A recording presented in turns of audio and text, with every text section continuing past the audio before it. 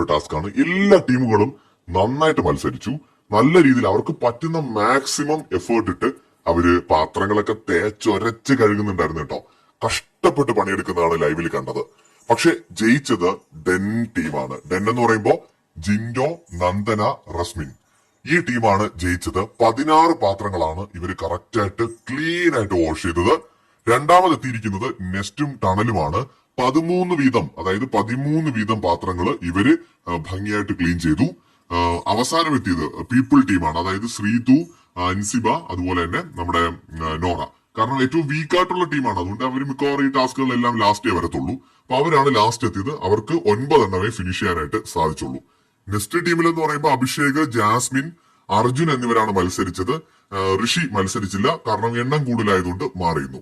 Tunnel ടീമിൽ മത്സരിച്ചത് സിജോ, അപ്സര, സായി എന്നിവരാണ്. ഇവിടെ ഏറ്റവും ഇൻട്രസ്റ്റിംഗ് ആയിട്ടുള്ള കാര്യം ഫിറ്റ്നസ്